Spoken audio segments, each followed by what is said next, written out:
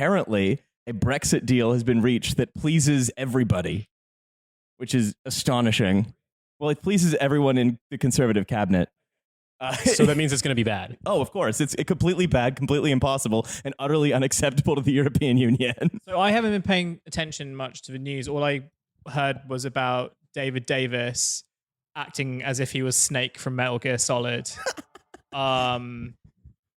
Saying something about how he was going to like break people. But Nadine Dorries. Yeah, Nadine Dorries. Like somehow jumped in and was just like, David Davies used to be in the SAS, so he'll kill everyone. He'll just go postal in like portcullis house. I think that's how it went down. No, it's here's I don't even need to look at the actual tweet because I remember it. It's David Davis is former SAS, so he knows how to get things done and is also good at taking people out. Tweet.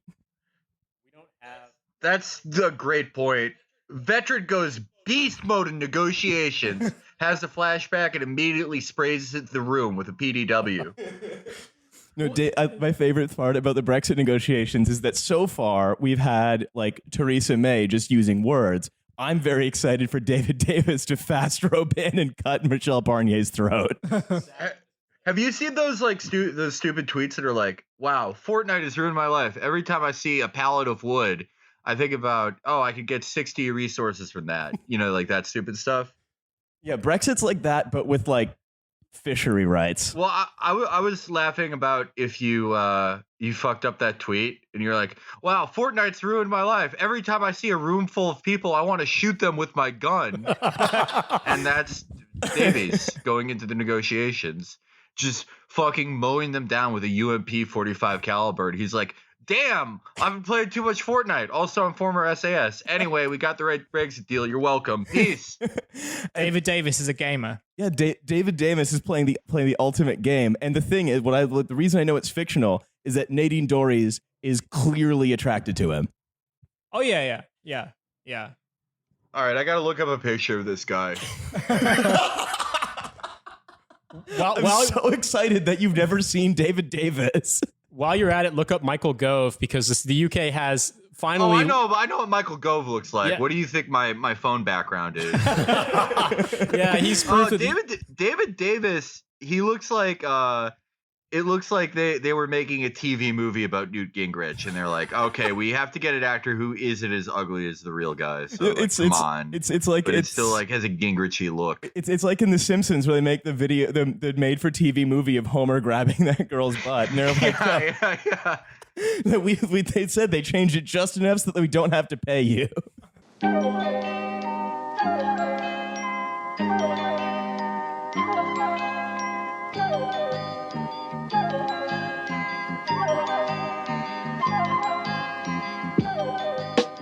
Hello again, and welcome to, and I'm going to get it right this time. I'm going to get it right. Watch me. Welcome to Trashfuture, the podcast about how the future, if we do not implement fully automated luxury gay space communism, the future is and will be trash. I fucking nailed it. You did. I fucking nailed it. My name is Riley. You can find me on Twitter at Rala. It's still a bad name. Who do I got from my right, given that the computer is on my left? You have Nate, the producer, who's filling in for Milo, who's finally been captured by the FSB and maybe will be returned to us in pieces, maybe not. We'll find out. It's Hussein. I haven't eaten like all this Ramadan still. I can't bust. It's making me angry. I'm just tired all the time. So I might just like come in every so often into this conversation and just like talk about various soup recipes I'm thinking about, but that's as far as my discourse will go today. We need a hype man. Yeah, your sense of humor has gotten real weird. Did I tell during you what Ramadan. happened today when I came to Bethnal Green? So I don't know if Felix knows about Bethnal Green and the famous no-go zones. Oh yeah, the no-go Sharia zones. You've heard of this, right? How like little bits of London are considered to be unenterable by white people. Yeah, no, I know.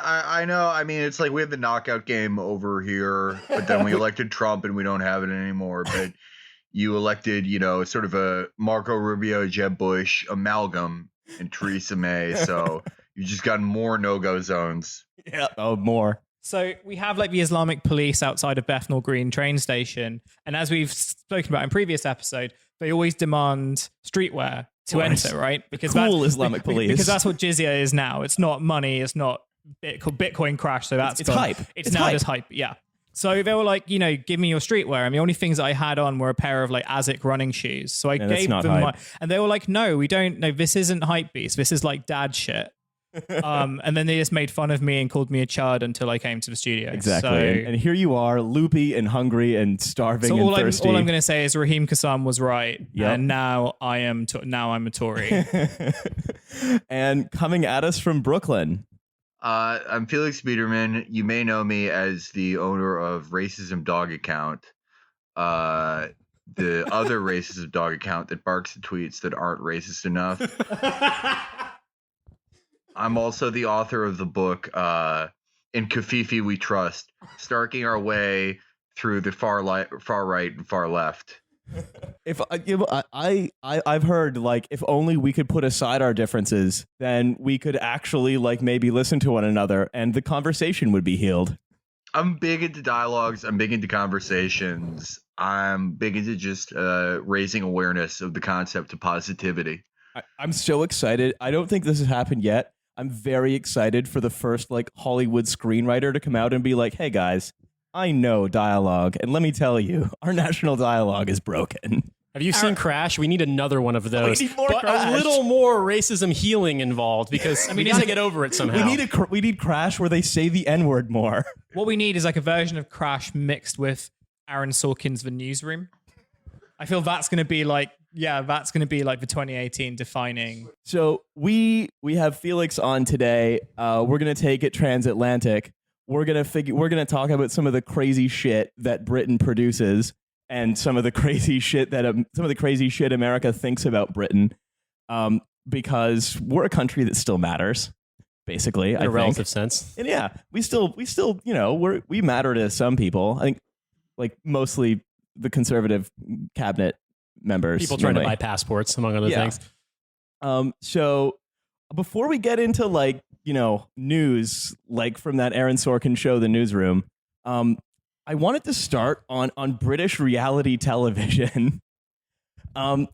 Did all of our audience, our half British, half American audience, know that the TV show Love Island, which can best be described as a reality dating show? I'm still not really sure how it works. I have watched quite a bit of it. It's like the American Ninja of dating in the sense that it's a reality show and it is real life, but inexplicable things like suitcases full of money just emerging happen. And you're sort of like, the next step is finding love by jumping through pits of spikes, but they haven't quite gotten there yet. I cannot wait for a platforming dating game.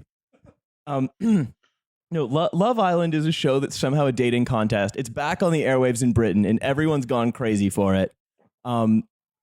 Felix, you watched a couple of clips of this. What was your initial impression? I did, and I think it, like, I'm just going to preface this for all my, like, Britain versus America stuff. When I was, like, 15 or 16, I watched the movie Layer Cake. Before that, I loved movies like Snatch, Lock, Stock.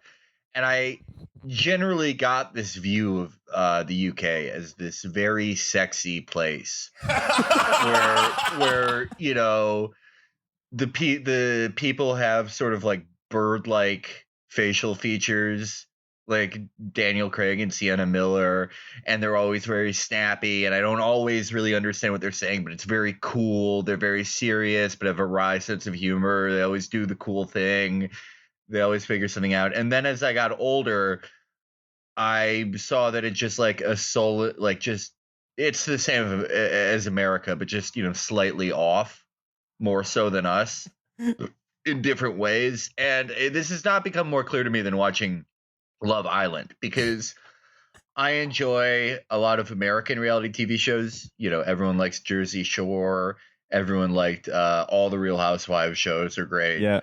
But my favorite one is Vanderpump Rules, because it's, if you're going to explain to America to anyone, it can't be one of those like weepy guys with 3 names who does tweet storms and is like, this is the dark soul, the American id. No, it's Vanderpump Rules. It's a bunch of like suburban people who are pointlessly cruel, always look worse every episode, and are completely moronic, but always engage in hopelessly complex schemes against each other. That's how you understand Trump's America. And it's a great show. All these shows in America are enjoyable for Americans because we either consciously or subconsciously understand the taxonomies of types of dumb people we have here. You have the pissed guy, you have the horny guy, you have, the girl who says ultimatum a lot. Whereas with Love Island, I feel like I know more about the UK than I ever have in my life, but I don't understand your types of dumb people yet. So when I watched the show, there were little strokes of other reality shows I got. Like, it was a lot of just blindingly bright colors, completely fluorescent, really weird close cuts. But I didn't quite okay, so I watched the clip where the girls have to take a suitcase and they have to there's a secret about one of the guys across from them and they have to guess which guy it is by kissing them, which is already that's something you would do on a reality show that Borat would watch. But I was enjoying it because I could tell these were all very stupid people, but I couldn't quite figure out their archetypes, their British archetypes. So I'm hoping that once I publish my dissertation, the study of the pissed man in the Great Lakes region, 2002 to 2005, I could get that MacArthur Genius Grant and go overseas and study types of idiots of the UK. I mean, one of the key elements of the UK idiot, I think, is that I think the key American idiot is the pissed guy. I think the key British idiot is the legend. I don't. Do you get the sense of the legend? Okay, yeah. Now I'm getting it. Yeah. It's the guy who's that famous picture. It's sort of pre postmodern internet, but it's it's this guy just laying down in his kitchen with his two friends, and they're like, "We dared Ali to lay down. He did it. Absolute legend." Yeah, but more escalating. That's acting like a mad cunt, as they say. Oh fuck! Trump's gonna have us canceled. No, that's the archetypical Love Island contestant. Is the incredible legend or a girl I could only describe as Babes. Referred to by everyone she knows as Babes. And it's very 1970s, right? Because it's part of being an absolute legend is that you have a lot of threesomes.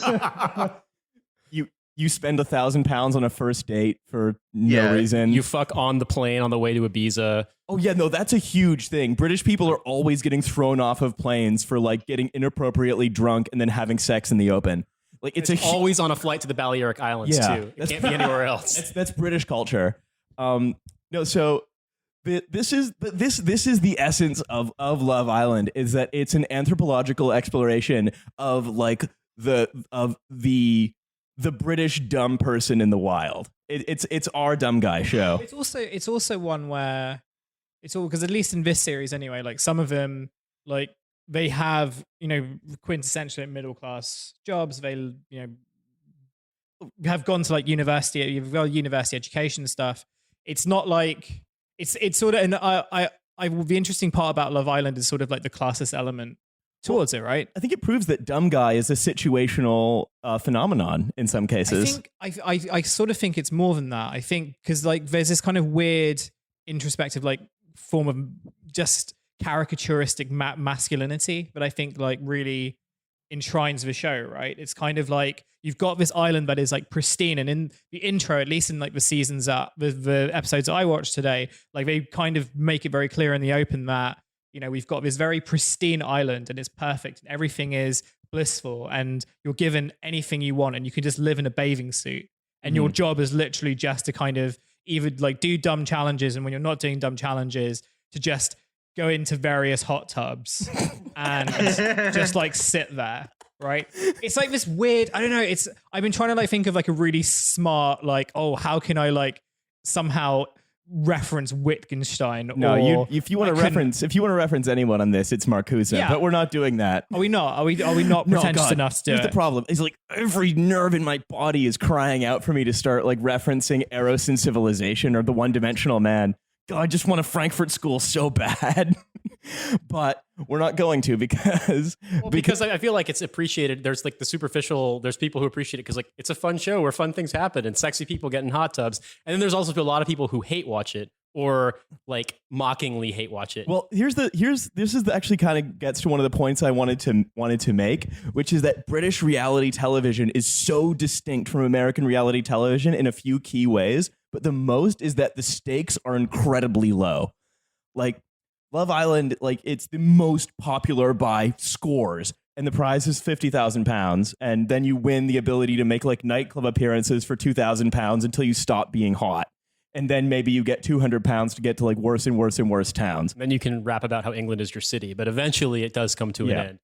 So Britain's celebrity culture, because celebrity is just, I think this is also unlike the States, or the States hasn't been like this for as long as Britain. Celebrity is just a job. And it's a job you can get just by being on a show like this. But there are so many other reality dating shows that are even lower stakes. Like my favorite one is called Dinner Date. Felix, I have not previewed this to you at all because I don't know if it's, I don't know what it's gonna do to your head. But imagine there's a show that's an hour-long format where 6 people who are all from the same town publicly humiliate themselves because 5 have to prepare a menu that they cook at their house, just random people, for another random person from their town. And the prize is, as the dinner guest goes to each house, he narrows it down, or she if it's the other way. And then the prize is the person who cooks the best dinner wins a date with just a person from their town who they've not been matched with in any way. But the public humiliation is insane and relentless. Because many of them suck at cooking, and that is not hidden whatsoever by the producers. So you effectively have a show where like people burn the dessert and they fuck up the main course, or like they're just weird and like not having personalities.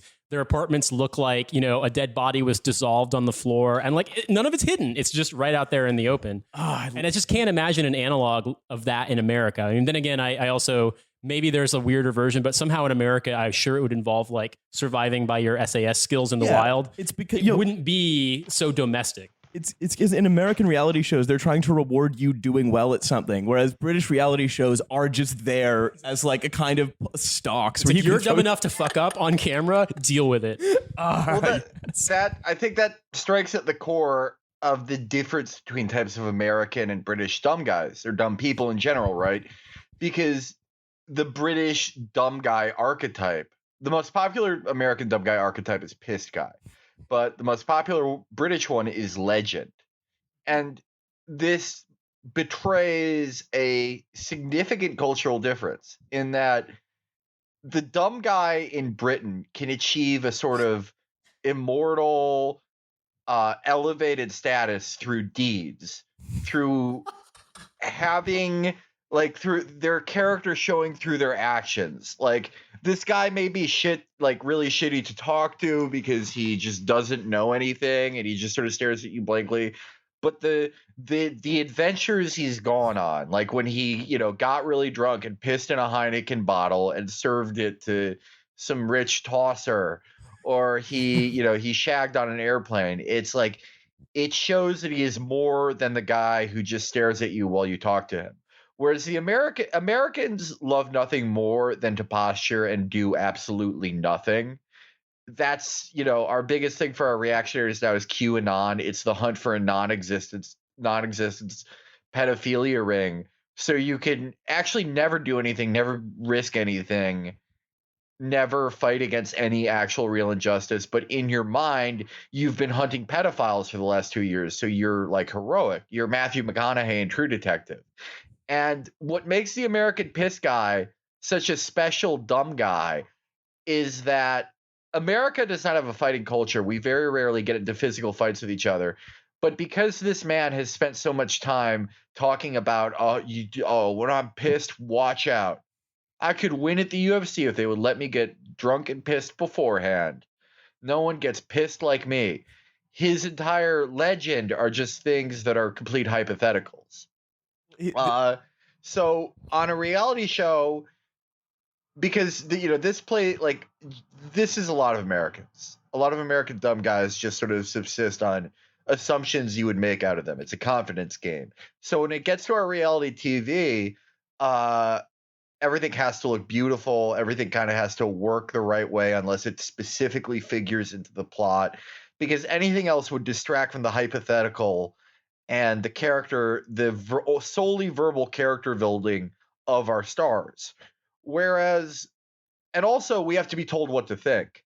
You know, a big thing, I love the Gordon Ramsay show where he goes into people's restaurants and he's like, "Nice chicken, you piece of shit." But I always notice that on the American version, there are like jump cuts and they make it more dramatic than it's supposed to be. Like there's this one I love where he goes to this shitty restaurant on Long Island, and within an hour of meeting Gordon Ramsay, the shithead who owns the restaurant is like, "I wish I never met you."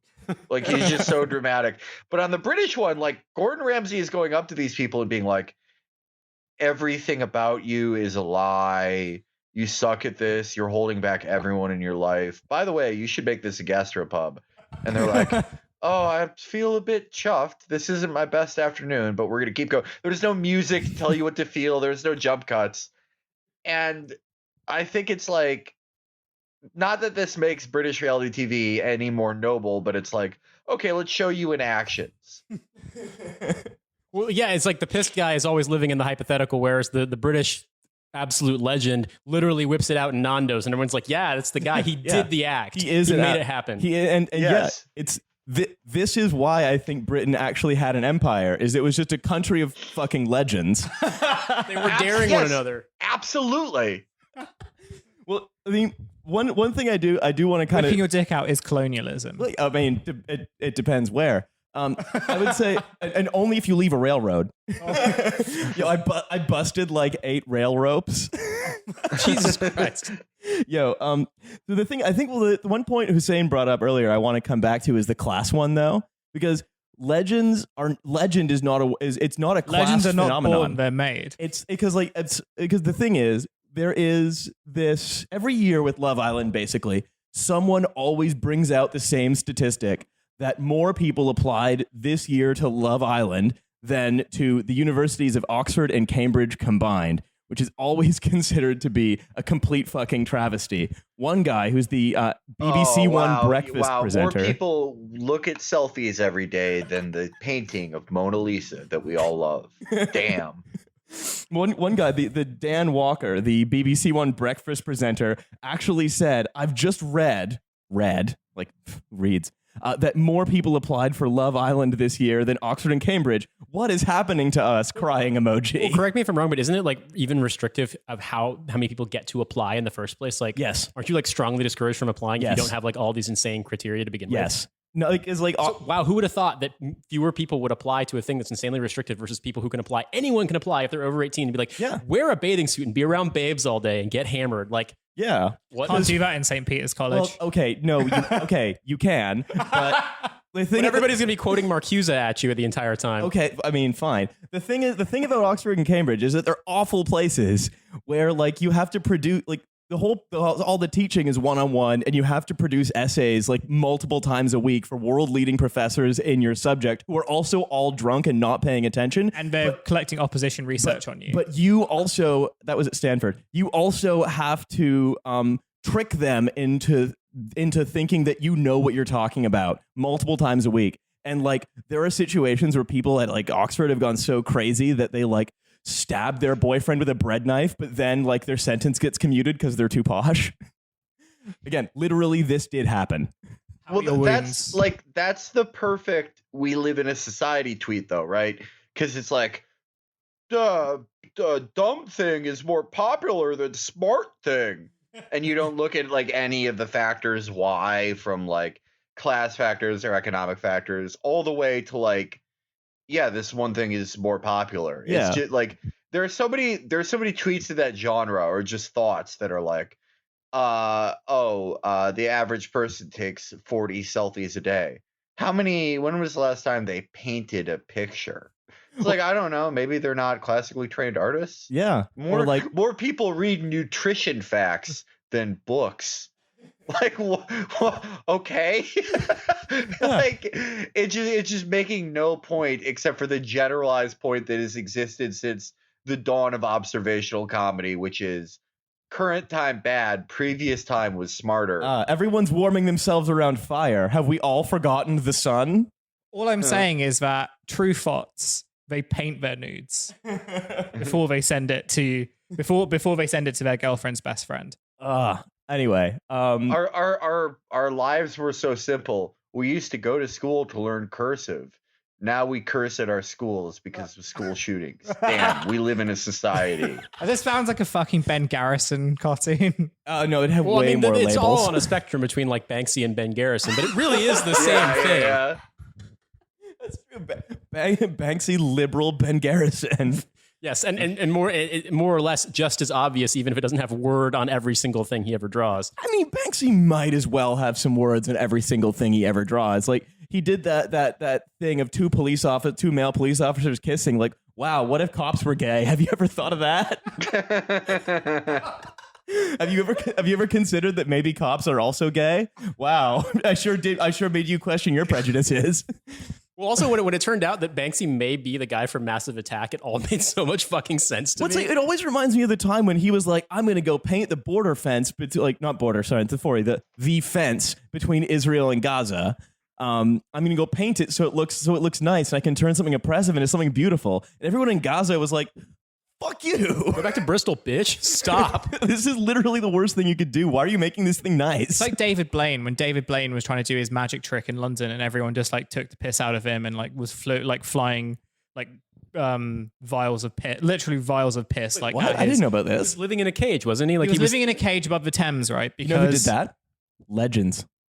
Yeah, he was a legend. He was a legend. And he didn't eat for like 40 days or something like that. Yeah, it was like and no one gave a shit. They were just like, "What the fuck are you doing, mate? Like, you know, you're having a laugh. You're taking the piss." But maybe that one person did walk by like, "Wow, we really do live in a society." That was it. And that, my friend, that's actually Banksy's origin story. I just look at it too that it's a different kind of dad tweet. It's like the proto-dad tweet or the proto-dad joke in the sense that like they aren't yet complaining about how their grandparents say you can't be racist and I won't visit you if you are, but like they're complaining about how society has changed somewhat. And it's like, I guarantee you there were like similarly crass or similarly like, you know, normal things going on. There's just like, wasn't there the whole Benny Hill TV show where it's just like a dude chasing women around and pulling their shirts off? And it's like, was that a better, more enlightened time when that shit existed?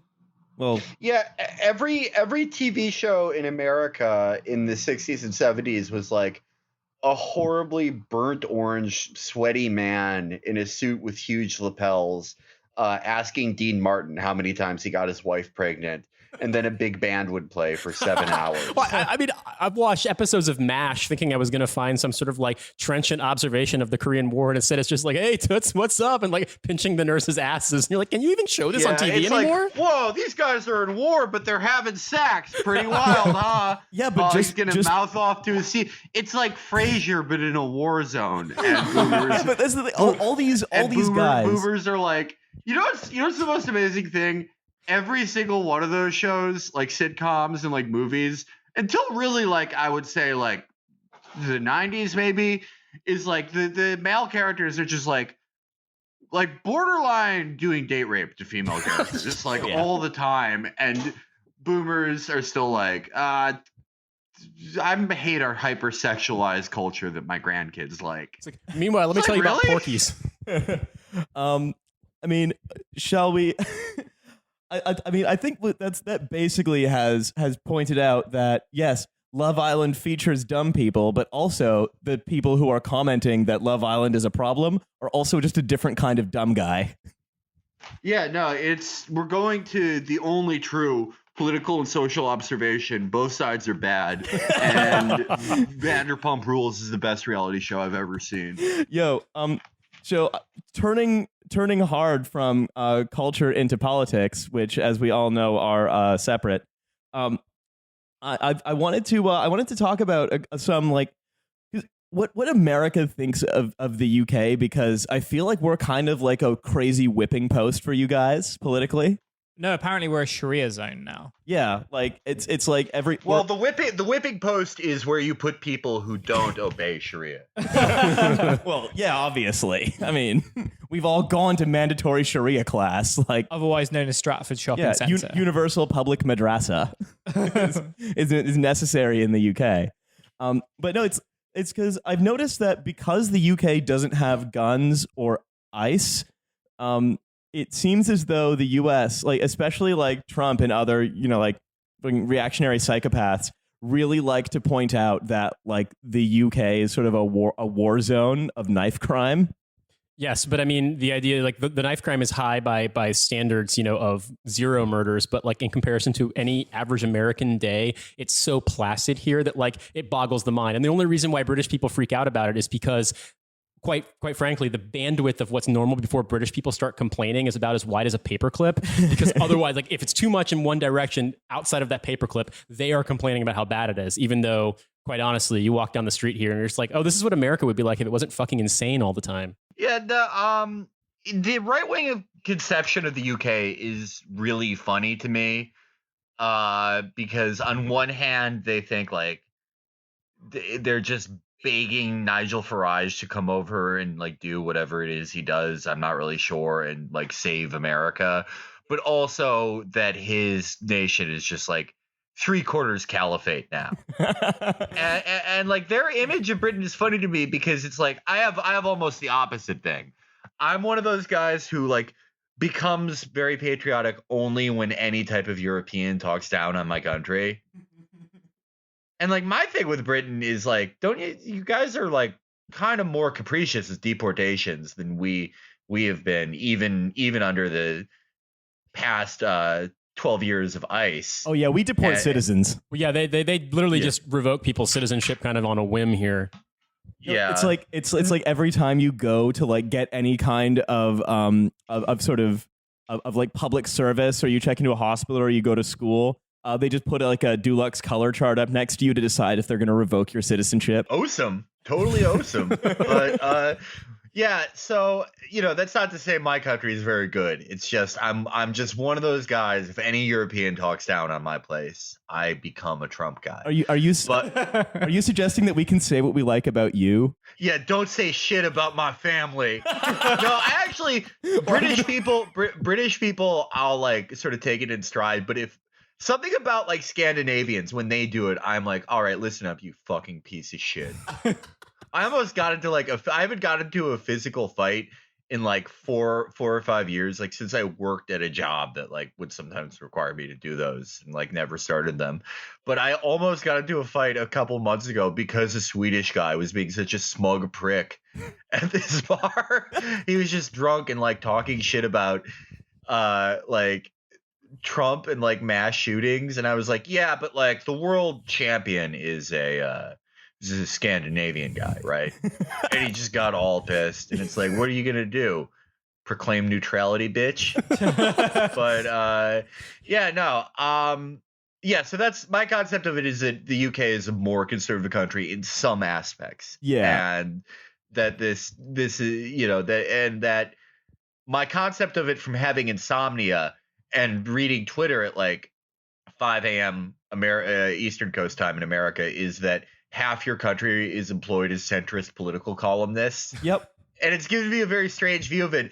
But yeah, when I see like Bill Mitchell or someone tweet about it, it's just like, the UK must be the least safe place on earth. The murder rate is 95%. Roving gangs of janissaries who were taken from white council flats and inducted by neo-Ottoman Sharia zones are just going around doing knife attacks and nicking people's mobiles in Sharia Tesco. And it's funny because it's a significantly less violent place than like really most American cities, which are also less violent than they have been any other part almost in my entire lifetime. But you know how we talked about the American genus for dumb guy is the guy who postures and never does anything. Part of that is that you have to believe that the world is significantly more dangerous to you than it actually is. Well, that's one thing about sort of that you point out about Britain is that it's like half the country is basically a knife criminal who is doing petty crime and murders for either small profit or Sharia. The other half is new centrist parties designed to stop Brexit. Like that's our entire population. There's also a small population of people who are constantly being exploited by roving Asian gangs and sex crime rings. That's a subset of the But former. that is definitely, that feature is extremely large in the conservative imagination, that like basically everywhere in Britain there's a city center where knife crime happens, and then everywhere else is Rotherham, and all white girls are being exploited. I'm very surprised about the Americans who like spend so much time like Wikipediaing these like obscure towns in Northern England. Like there was an American who like just at me every so often for like, I don't understand why, like just every so often when I tweet something out, it's like, well, what about Scarborough? And I was like, well, what about Scarborough? Fuck about Scarborough? Well, I was like, you don't know what's happening in Scarborough. You know what your people are doing in Scarborough. And I was like, you know, and they're just like fixated with like these really small towns that like have just proliferated in this like weird right-wing space. So they like know more about like fucking Shropshire than like I do, despite the fact that I've lived here like 24 years. Yeah, I've seen a lot of like American conservatives freak out about the Swedish town of Malmo, because that's apparently like they have I don't know, they must have created like a legendary minaret that can summon Allah powers to just shoot Sharia at all the Swedish people, and they had to evacuate PewDiePie from there. But it's a very weird thing where they hyper focus on these individual towns, probably because like Breitbart or someone like aggregated a news story that's like, you know, this one imam who no one likes in this like little town way up north or whatever is like, I think that there's only one gender and it's man, and we should turn women into slaves. And they're like, see, Theresa May likes this guy, and it's like, what? And he's like, my dad. It's actually, it's like if you guys, like your conservatives, were shitting on us, and they're like, oh yeah, what about your hip hop gangbangers in Milwaukee, Wisconsin? I'd be like, what? What the fuck? Milwaukee? I would almost get protective. I'd be like, you're not allowed to know about that town. Well, and then the other bugaboo that we represent to you guys is the NHS is just murdering everybody because we have death panels. Death panels came true in England. I mean, I can't forget that guy who was basically saying that because the NHS was denying some unproven treatment and not allowing a family to take their dying child out of hospice to experimental treatment in Italy. He's like, this is why we have guns in America, in case I have to do 9/11 to hijack a plane and fly my child to Italy. And I was like, what? He's the guy that refuses to like talk to other women in case he cheats on his wife. But I mean, I just feel like... Yeah, it's like if any woman at all talked to me, she would want to fuck me. It's like, if my son, if an English doctor even looked at my son, I would pull off a transatlantic hijacking, which hasn't been done since like the PLO. PLO was really a thing. So... But that's like the ultimate. I mean, they're kind of glad that happened, because they're like, ooh, if I was in England and they wouldn't let me take my son to the experimental treatment, you don't want to know what I would want to do. And it's like, what? Like write more articles? Well, it's like that's the only thing you've ever done. It's like I'm taking my son to go get put in that giant Bacta tank from Star Wars to see if like the droids can give him a better brain. But I mean, the thing that always blows my mind about this is that, like, yes, there are some instances in which they put, they say, okay, this treatment is, hasn't been proven, we're not going to release someone for treatment. But it's like, in America, you could do any treatment you want. You could give your child gold flakes. You'd be bankrupt and dead in about 6 weeks from the medical bills, but it's okay though. You can do whatever the fuck you want. And it's like, it just doesn't even figure into the conservative imagination that like there could be a place in which people don't go broke and have to get on GoFundMe when their children get sick. Man. And it's like, but this place is so much worse by comparison. I wish I lived in a country where I had freedom. Americans, this may be another American illness that we think we can like get around illness just by knowing the right stuff, us personally. Like, we don't need experts. I guess it's like it's our type of Protestantism where we rebelled so hard against the idea of like a hierarchical clergy that just any type of, at a certain point, any type of expert is annoying to us, despite the fact that we love hierarchy when it's like cops and troops and blah blah blah. But Steve Jobs had all the money in the world. Yeah. He was one of the richest people alive, and he died because he did an experimental treatment, which was doing yoga and like drinking juice because he thought it would cure his cancer. I'm gonna hack cancer. I don't know really what this experimental treatment in Italy was, but I mean, I guess if the NHS doctors are saying it was not gonna work, I tend to trust them. Unless the conspiracy is also that like they wanted to kill this kid so they could like harvest his organs to give to a Muslim or something. A common practice in this country. So I guess the end result is it's too bad we don't live in a country where we have freedom. I'm going to go join a gang and new centrist party and then get killed. I mean, I have seen literally a top-rated response on Quora in which somebody asked the question, which is better, America versus Britain, which Quora is a great source of insane responses in a number of ways. But literally there was an American who said, I've lived in both countries and America's better because freedom, because I have the freedom to do whatever I want. It's just sort of like I have the freedom to pick my own doctor. It's like, yeah, and you pay for it, and if you don't get care, they let you die. And it's just like, but this notion that freedom, that this hypothetical situation in which you are free to do whatever is so important that people are literally willing to say like, I'm okay with living a shitty life just so I can have this hypothetical. Like, it kind of boggles the mind. And I feel like people, even if they move to America as adults and like they spend a lot of time there, they don't understand how deeply ingrained it is. Like, people really do believe there's no such thing as anywhere better. And like everyone else in the world just fucking sucks and eats gruel all day long. And there literally is no other option besides America. You say what you want about me, but you talk shit about my gruel. I was going to say, Canadian, it's called cool. Well, that's like, I mean, the American dream type thing. I guess that's so baked into us because it's the ultimate hypothetical. It's like, yes, if I somehow achieve very incredible upward mobility and I have the vast liquid resources that would allow me to do what I want, and I also sort of beat the health insurance system and I somehow get one of the few really good health insurance plans in America, I could do whatever I wanted. I could get any treatment I wanted. Or if I had unlimited money, I could live anywhere I wanted. And yeah, most people are never going to do it, but just it's like the pissed guy. The pissed guy is like never really that nice to anyone. He never allows himself to like smile or laugh that much because he's like, that one day someone's going to mess with my friends or family and I'm going to unleash all this pissed on them. And it's never going to happen. But just the hypothetical that is so much more attractive than risking going for anything in your life.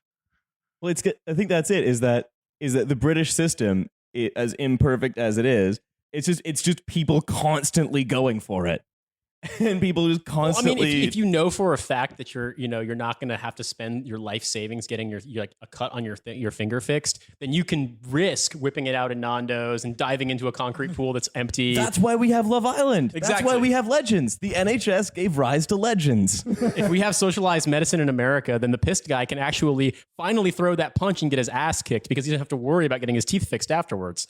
Like, that's what's holding him back. It's not his friends holding him back theatrically. It's the lack of health care. Holy shit, we solved the special relationship.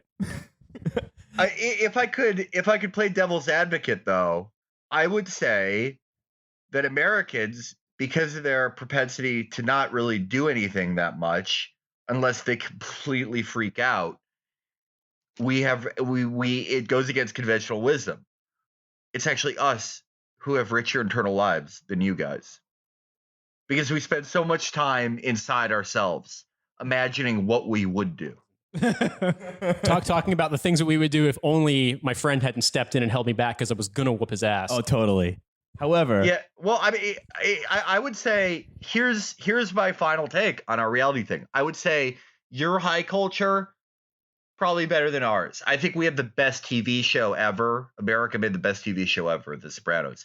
But I think on average, your great movies are better than our great movies, like in the contemporary sense.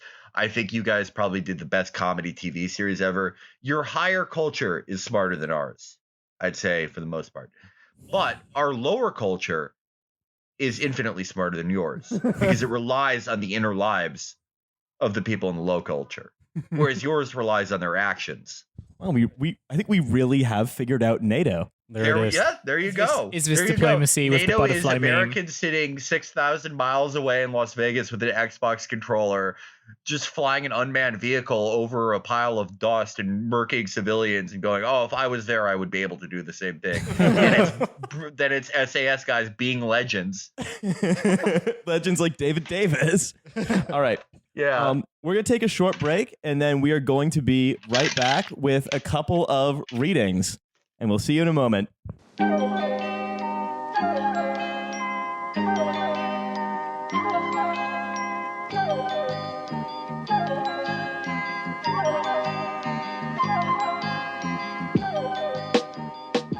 So welcome back. Welcome back, everybody. I figured we would get two readings out of the way since we have someone on from the epicenter of reading bad journalism. Because we have two of I think the different kinds of good readings. Okay. We have one from what you might call a concern trolling centrist, and one from an unspeakably horny intellectual conservative. Not really narrow, like in British journalism, it's not really narrowing the field down much. No, there's like 4 journalists who aren't this. Yeah, and one of them is Owen Jones, and basically the entirety of the Guardian's traffic is just dads getting online to yell at him about the headline and nothing else. So what do we want to do first? Do we want to do the Jonathan Friedland? I mean, because I feel like the concern trolling liberal centrist is something that Americans are definitely familiar with in some capacity. So I think that'll help. So Jonathan Friedland, a famous Corbyn hater, writes in The Guardian now that Labour has revealed its Brexit policy basically to be, we won't stay in the EEA, but we are going to pursue a single market with Britain. We just aren't going to go into one where, they can basically tell us to turn the poor into green energy and we have to do it. So Jonathan Friedland writes, call me naive, which I will be doing, but I always thought that if the opposition have a rare and clear chance to defeat the government, they would take it. Now we learn that sometimes, even when presented with an open goal, the opposition would rather kick the ball into touch. And he says this matters because single market membership, so staying in the EEA, is crucial to Britain's economic health after Brexit and is surely the only way to deliver jobs that Jeremy Corbyn has promised. Now, what I find very funny about this is that Brexit is this sort of totemic issue, right? For a lot of milquetoast centrists, where they think we should just pretend it never happened. Where the Leave campaign is icky, and every time Jeremy Corbyn doesn't get up and say, "Excuse me, Theresa May, but have you forgotten that Britain is a part of Europe?" That they are somehow failing to score political points and actually being as bad as the other side. And it's literally the only political issue that matters. Nothing else in anyone's life matters because austerity has not touched these people. The only thing that has touched them is the possibility that they might not be able to buy a home in Sweden when they retire, or in Spain for that matter, and be able to live there without a visa. That's the only thing that matters. Mm. So, Felix, are you familiar with this with this phenomenon? Yeah, I haven't followed the Brexit thing super closely, but here's my main takeaway on it. Yeah. It's that leaving it in the way that the hard Brexiters and the Tories wanted to do it will retain austerity. Yeah. But introduce probably even more controls on immigration and just create a worst of both worlds situation. But it is necessary ultimately for the UK to leave the EU in order to get over IMF-esque spending and debt requirements that would make it nearly impossible to create a more equitable society. That said, a lot of the Remainer, I have a lot of sympathy for Remain because it's just like the way this would be done would just fuck everyone.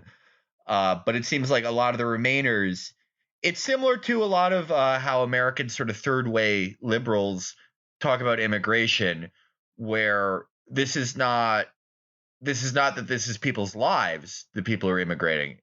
It's not that they have to come here because we have destroyed their economies through either war or economic imperialism or colonialism or whatever we've done, or that, you know, they want to live. That these are human beings with rights, with inalienable personhood.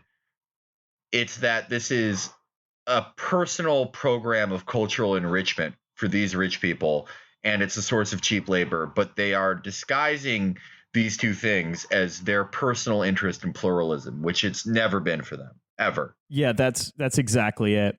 And a lot of them, and like Jonathan Friedland, are desperate to stay in the EEA because it lets them feel a little bit French. It's like, oh, I'm not actually English. I'm European. Yeah. And with just, and so they'll say, like, in fact, the actual quote from this article is absolutely brilliant to the extent that these people just don't understand reality. So what explains Labour's decision, Friedland asks. Keir Starmer, the Brexit minister, of the shadow Brexit minister, told BBC's Today program that it was merely a pragmatic acceptance of reality. Labour MPs couldn't unite around staying in the EEA for obvious reasons, and so this alternative clause, an internal market, is one everyone on the Labour benches can live with. And that's Friedland's main criticism, which is that it is a pragmatic acceptance of reality and not that it is just saying cancel Brexit because I want to be a little bit Swedish. Well, it's like they don't seem to realize that there are people who live outside of London who represent constituencies that definitely voted to leave. And if they don't, at least to some extent, seem as though they want to adhere to that, there is, you know, like a Paul Nuttall acolyte, sort of like, you know, Boris Q racist who's going to run and take their seat from them. Like, people can lose elections outside of safe seats. And it's like, there are people in Britain, regardless of whether or not you think that they shouldn't be listened to, who want to leave the European Union. Whether or not you think that's stupid. Weird fantasy of, like, you know, you can just like ignore those types of people, right? It's very kind of like London centric. It's like very London centric, but like, you know, metropolitan type of thinking, which is one, you know, which is like pretty familiar. It's one which kind of goes, no one really knew what they were doing on that day. You know, the air was a bit hazy. Who knows what the League of Shadows put into the water supply? And people just, you know, it just happened. It was accidental, but we can just forget about it, right? It's like, it is, you know, it goes back to what we were saying, which is like, you might call me naive, or yeah, you are being fucking naive. You know, it's just like, I don't know how long that piece is, but it's just more like fucking Tumblr fanfic, like Romaniac fan fiction. I still love, I mean, we obviously were grateful to have Carl Sharo on the show, but I really love his comment on that. Basically that the moment that one of these elections goes the wrong way for a certain breed of centrist liberal, they're like, cancel fucking democracy now. End it. Stop it. I don't like it. I don't like these people. I want to go to Spain. Stop it. And it's like, they don't realize that, in a way, this one note sort of like harping on we must reverse Brexit is actually turning people who are politically marginal into pro-leave fans. Yeah. Because they're just like, fuck these people. I want to see them sad, which is at its heart like the core of American politics. But now you see it in Britain as well. Right. I mean, well, you guys have been, I feel like since 9/11, actually, you guys have been inching towards becoming more like us politically. Like, I always felt like you guys had that parliamentary system, which for all its failings is so much better than the presidential system, but your PM has become more like a president. Your elections have become more like ours, and your politics have become more like ours, meaning that they are resentment based. And the thing I see with these hard remainers is that they are just, even when I catch about maybe 30, 45 minutes of them a day, right? When I'm about to go to sleep, in between the time that I'm done playing video games with my friends, or I'm done at the gym, and the time that I watch DJ Academics on YouTube, I read some British politics stuff. And my takeaway on them is like, these people are such fucking entitled little baby bitches who are so full of shit and have such a delusion about what kind of people they are. You want them to lose so bad. It's just a shame that who they lose to is Nigel Farage, which is, talk about you guys becoming identical to us. Because that is our Democrats, you know. You hate him so much. Oh, the guy that they're gonna lose to is, you know, fucking it's Roy Moore. So here we are.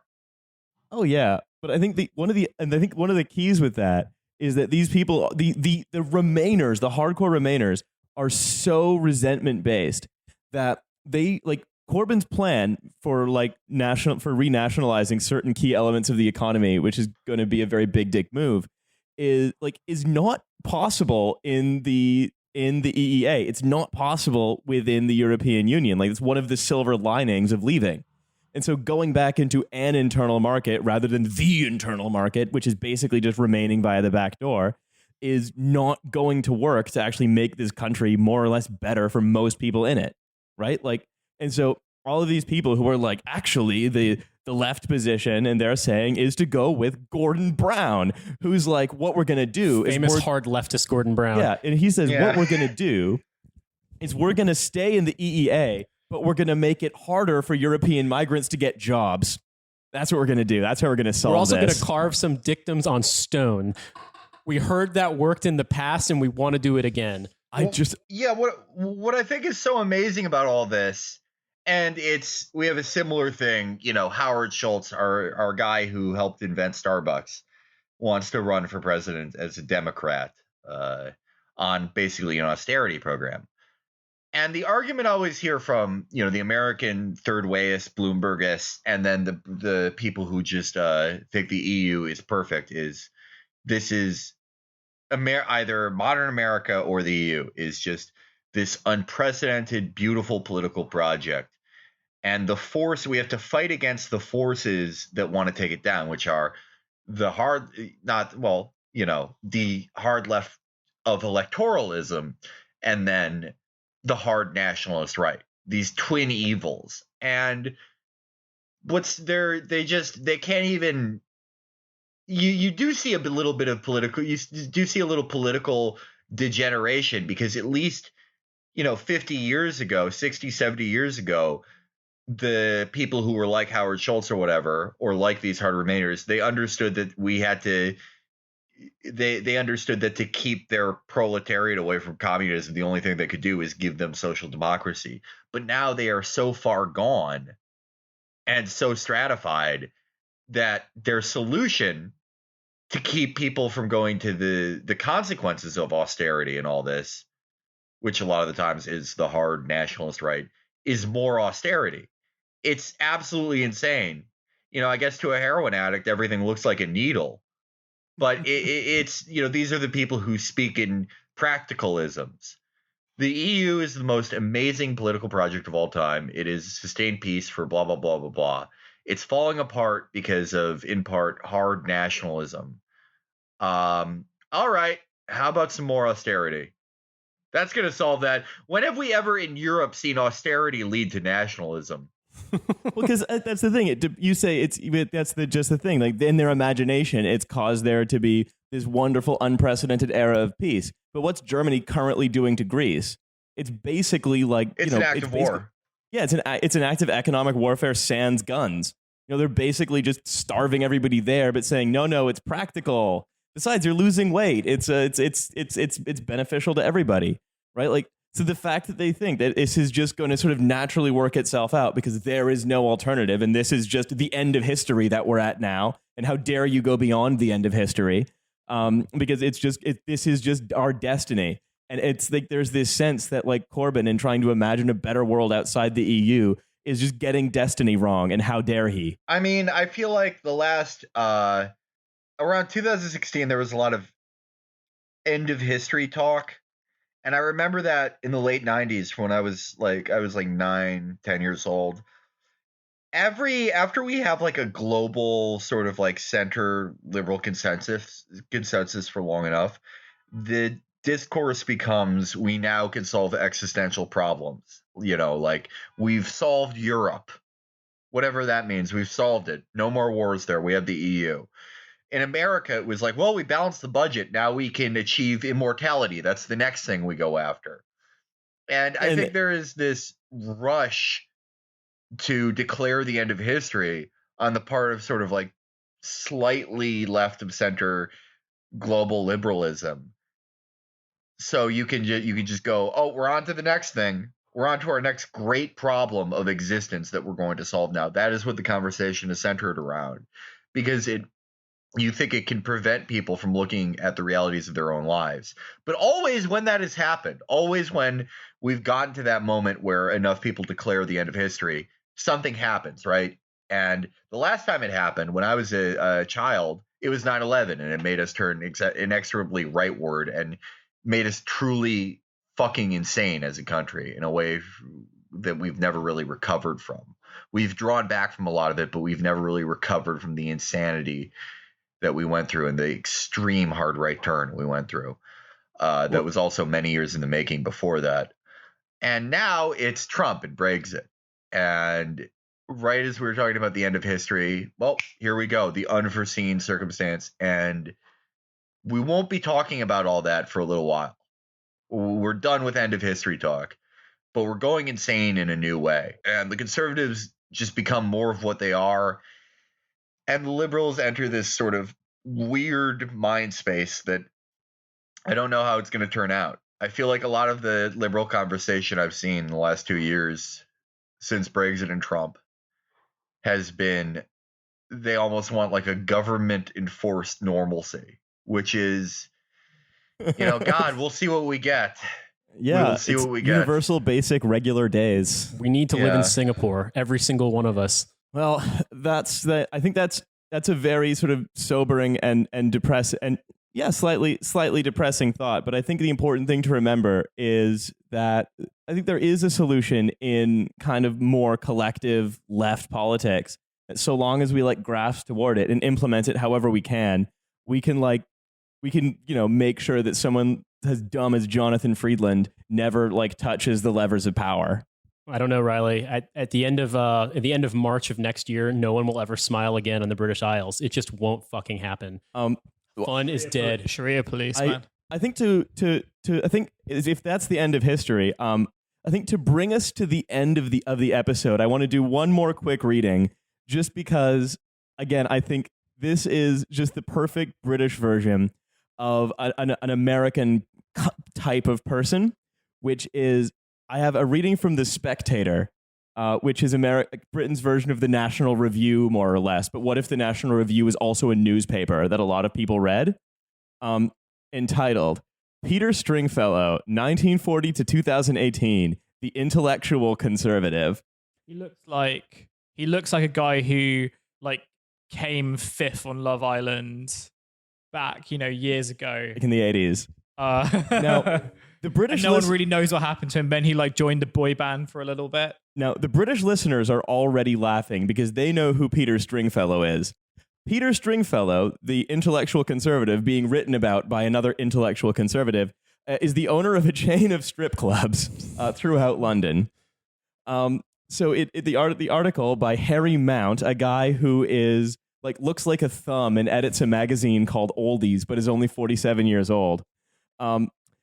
He writes, when you think about Peter Stringfellow, a.k.a. Stringy, it's hard to think about anything other than topless women. Very normal British kind of political discussion. I often associate my friends with naked females too. That's a normal thing that British people do. I'm not actually from here, so I have to ask. There was a time when you could get your angry right-wing news and topless chicks in the same newspaper, right? That was a thing. Yeah, that only recently stopped. So the idea that topless women, right-wing politics, big headlines, that's been a thing for long enough that this isn't weird. Whereas to an American, it's this feels like you're mixing ingredients that aren't supposed to be mixed. So what Harry Mount is Harry Mount's doing two things in this article. He's relating two halves. He's talking about the Stringy's birthday. So when he interviewed Stringy for The Spectator shortly after his 60th birthday, he sat on a gold throne in his Covent Garden nightclub and consumed a 3-course champagne supper, flanked by the prettiest tabloid journalists invited to the occasion. 100 angels worked 40 tables, stringing themselves around steel poles for gyrating over the laps of businessmen in various states of inebriation. For any Puritan, it was a scene of wild, orgiastic horror. So basically, this is rich people Rotherham, is what you're saying. And so I love this. Harry Mount continues, at midnight, the women gathered for the parade of angels to a backing track of Fanfare for the Common Man and Mendelssohn's Wedding March, 50 angels sashayed down the middle of the room, followed by the 9 angels of the month for the year so far, succeeded by the angel of the year, a 6-foot Amazon who leapt to the top of the pole before gently sliding down it. Then the topless dances began once more. So this is an obituary for a conservative thinker. But it sounds like the kind of thing that a guy who grew up with silent films would jack off to. So I'm just sort of confused in a sense because, like, you know, I feel like I've got a pretty good grasp on Britain more than your average American, but I don't know what the fuck this is.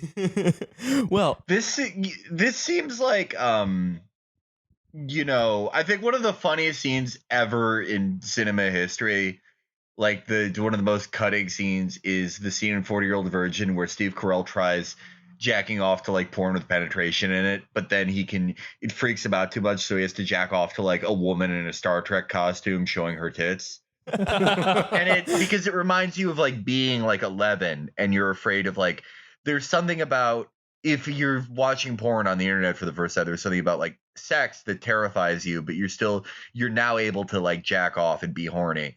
And so you using your 11-year-old concept of sexuality, you imagine something stupid and you jack off to like you're like, oh, the coolest thing ever would be if I was in a race car that had a PlayStation in it and there was a girl in a bra there or something. And that's these guys, but they're like 78 years old.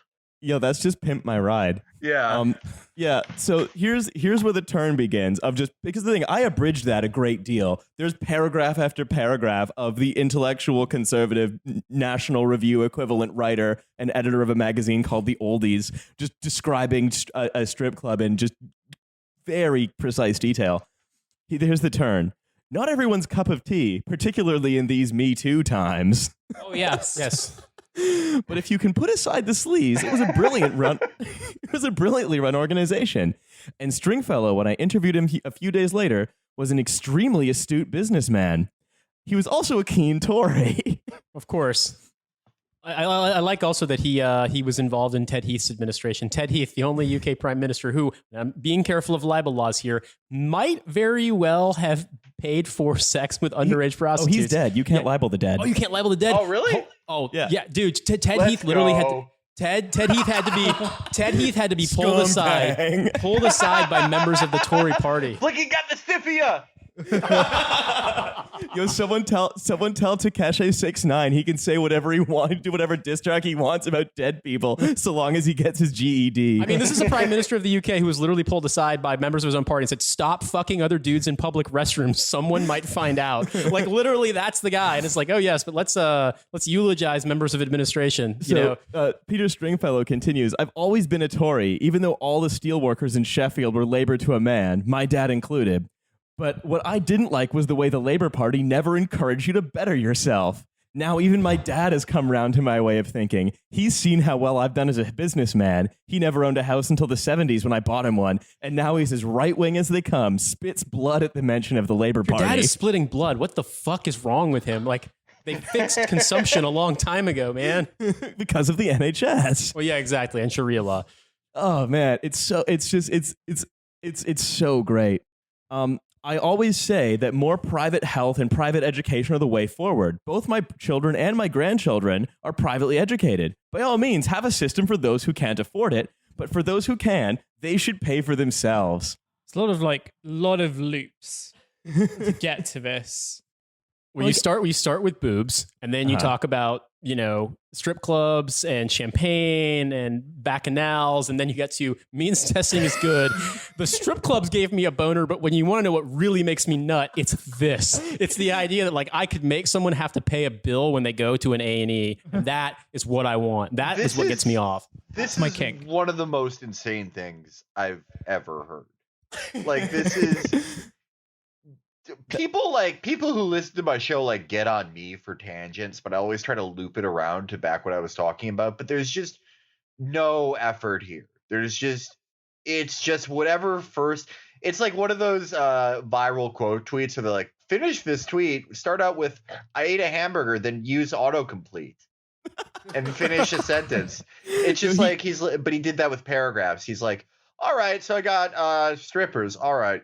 I remember back when you used to be able to look at a titty. All my friends were there. The guy who owns the Tesco, the fifth Prince of Monaco, and they're just all over there, all types. Oh my God, it was so hot. You couldn't do now with Me Too, but it was great. And then by paragraph 4, it's like he bought his dad a house so he would become racist.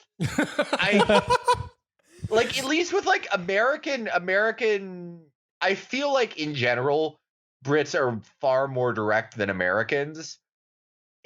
But our intellectual conservatives it'll be like Bret Stephens. He'll be like, this reminds me of the parable of Sisyphus. And then by paragraph 3, you're like, oh, he's saying that it's black people's fault that they get shot by police. Okay, I get it. Here's the thing. It's like, I would have to comb through this 7 times to figure out what the fuck this guy is talking about. Well, here's the beautiful thing. You say this here's Bret Stephens' moment. And I don't know, like, you might want to just all brace yourselves for this. Harry Mount concludes the article. Peter Stringfellow also declared himself a tremendous fan of the works of John Locke. There we go. Always his nightclub operation may have been a bit sleazy. His hair and clothes a little naff, but Stringy was at heart an intellectual conservative. It's like, but all you've talked about is lady parts jiggling, and if you buy a house, then you'll hate poor people. That's the thing, though.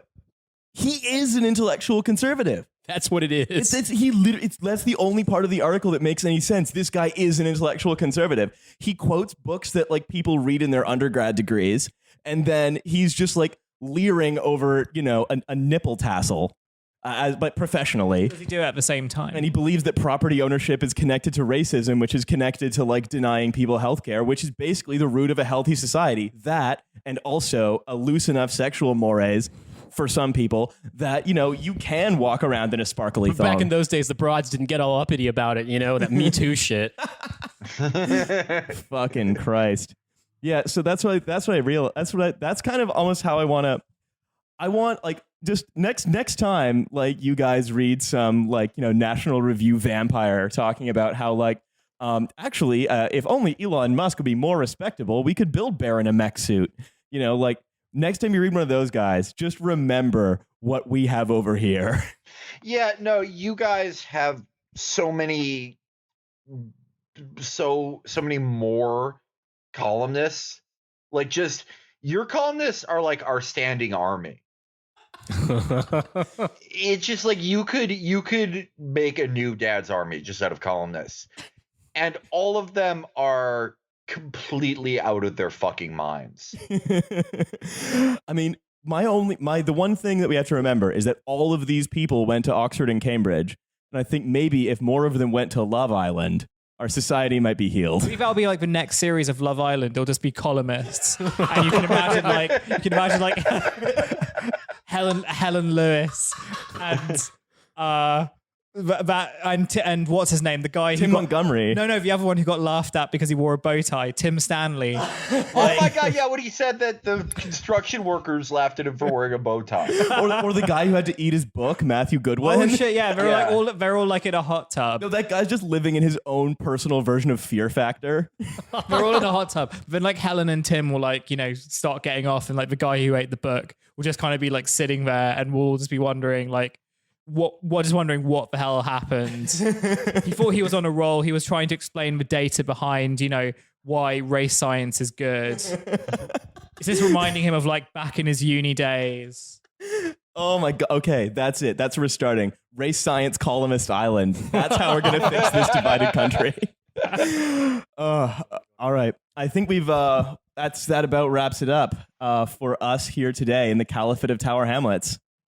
Another successful day evading the Sharia police. Yo, we did it. Fuck 12. Felix, thanks so much for being on the show. Thank you so much for making time for this. This is very fun. Appreciate it. And commodify your dissent with a t-shirt from Lil Comrade. And thank you again to Ginseng for the use of our theme song, Here We Go. You can find it on Spotify. I found it on a Simpsons wave list like a year ago. It's really good. It's on so many wave lists. He's like really famous in like the whole like synth vaporwave chill beat scene. Yeah, I know that. And somehow we have permission to use his song. Well, that's a mystery for another day. Good night, everybody. Good night.